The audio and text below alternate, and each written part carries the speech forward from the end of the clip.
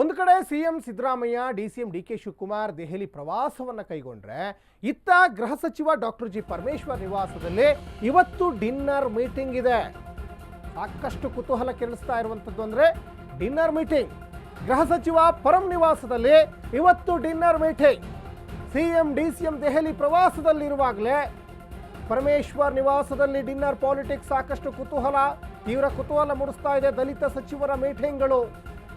ಈ ಹಿಂದೆ ಕೂಡ ದಲಿತ ಸಚಿವರಿಂದ ಸಭೆ ಆಯೋಜನೆಗೆ ಪ್ರಯತ್ನ ಆಗಿತ್ತು. ಪರಮೇಶ್ವರ್ ನೇತೃತ್ವದಲ್ಲಿ ದಲಿತ ಸಚಿವರ ಮೀಟಿಂಗಿಗೆ ಹೈಕಮಾಂಡ್ ಬ್ರೇಕ್ ಹಾಕಿತ್ತು. ಇದೀಗ ಗೃಹ ಸಚಿವ ಡಾಕ್ಟರ್ ಜಿ ಪರಮೇಶ್ವರ್ ನಿವಾಸದಲ್ಲಿ ಮೀಟಿಂಗಿಗೆ ಮುಂದಾಗಿದ್ದಾರೆ. ಹೈಕಮಾಂಡ್ ಬ್ರೇಕ್ ಹಾಕಿತ್ತು ಅನ್ನೋದಕ್ಕಿಂತನೂ ಡಿಸಿಎಂ ಡಿಕೆ ಶಿವಕುಮಾರ್ ಹೈಕಮಾಂಡ್ಗೆ ಒತ್ತಡ ಹಾಕಿ ಬ್ರೇಕ್ ಹಾಕಿದ್ರು ಅಂತ ಹೇಳ್ಬೋದು.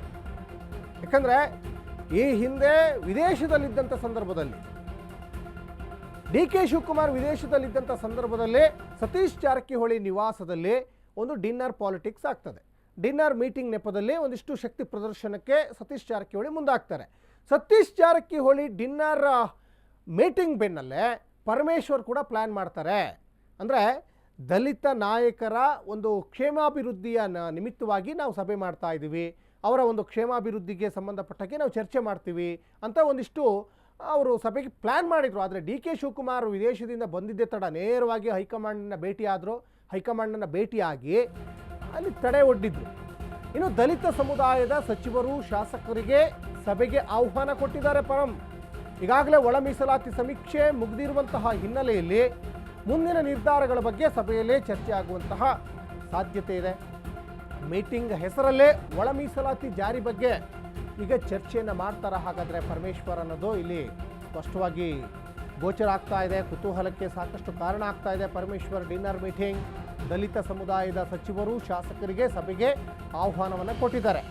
ಈಗಾಗಲೇ ಒಳ ಮೀಸಲಾತಿ ಸಮೀಕ್ಷೆ ಮುಗಿದಿರುವಂತಹ ಹಿನ್ನೆಲೆಯಲ್ಲಿ ಮುಂದಿನ ನಿರ್ಧಾರಗಳ ಬಗ್ಗೆ ಈಗ ಒಳ ಮೀಸಲಾತಿಯನ್ನು ಸಮೀಕ್ಷೆ ಆಯಿತು, ವಾಟ್ ನೆಕ್ಸ್ಟ್? ಸಹಜವಾಗಿ ದಲಿತ ಸಮುದಾಯದ ಸಚಿವರುಗಳು ಶಾಸಕರುಗಳಿಗೆ ಒಂದು ಪ್ರಶ್ನೆ ಇದ್ದೇ ಇದೆ. ಹಾಗಾಗಿ ಮುಂದೆ ನಾವು ಏನು ಮಾಡಬೇಕು? ಆಮೇಲೆ ಸಾಕಷ್ಟು ಜನ ಸಚಿವಾಕಾಂಕ್ಷಿಗಳಿದ್ದಾರೆ. ದಲಿತ ಶಾಸಕರು ಸಚಿವರಾಗಬೇಕು ಅನ್ನುವಂತಹ ಒಂದು ಅಭಿಲಾಷೆಯನ್ನು ಆಕಾಂಕ್ಷೆಯನ್ನು ಇಟ್ಕೊಂಡಿದ್ದಾರೆ. ಎಲ್ಲದಕ್ಕಿಂತ ಮುಖ್ಯವಾಗಿ ಕಾಂಗ್ರೆಸ್ ಪಕ್ಷದಲ್ಲಿ ದಲಿತ ಸಿಎಂ ಕೂಗು ಕೂಡ ಕೇಳಿ ಬರ್ತಾ ಇದೆ. ದಲಿತರನ್ನು ಸಿಎಂఏ ಮಾಡಲ್ಲ ಕಾಂಗ್ರೆಸ್ನಲ್ಲಿ ಅನ್ನುವಂತಹ ಒಂದು ಗಂಭೀರವಾದಂಥ ಆರೋಪ ಈ ಹಿಂದೆಯಿಂದನೂ ಕೂಡ ಕೇಳಿ ಬರ್ತಾ ಇದೆ. ಯಾಕಂದರೆ ಮಲ್ಲಿಕಾರ್ಜುನ್ ಖರ್ಗೆ ಇರ್ಬೋದು, ಪರಮೇಶ್ವರ್ ಇರ್ಬೋದು, ಹೀಗೆ ಸಾಕಷ್ಟು ಜನ ಒಂದು ಆಕಾಂಕ್ಷಿಗಳ ಆಗಿದ್ದರು ಈ ಹಿಂದಿನ ಕಾಲದಲ್ಲೂ ಕೂಡ. ಯಾಕಂದರೆ ಅವರು ಪರಮೇಶ್ವರ್ ಕೂಡ ಉಪಮುಖ್ಯಮಂತ್ರಿ ಆಗಿದ್ದರು, KPCC ಅಧ್ಯಕ್ಷರಾಗಿದ್ದರು, ಮುಖ್ಯಮಂತ್ರಿ ಆಕಾಂಕ್ಷಿಯೂ ಕೂಡ ಹೌದು. ಆದರೆ ಇದುವರೆಗೂ ಕೂಡ ಸಿಕ್ಕಿಲ್ಲ. ಮತ್ತು ಈ ನಿಟ್ಟಿನಲ್ಲಿ ಏನಾದರೂ ಚರ್ಚೆ ಆಗ್ಬೋದಾ ಇವತ್ತಿನ ಸಭೆಯಲ್ಲಿ ಗೊತ್ತಿಲ್ಲ. ಸಾಕಷ್ಟು ಕುತೂಹಲ ಅಂತ ಕೆರಳಿಸ್ತಾ ಇದೆ.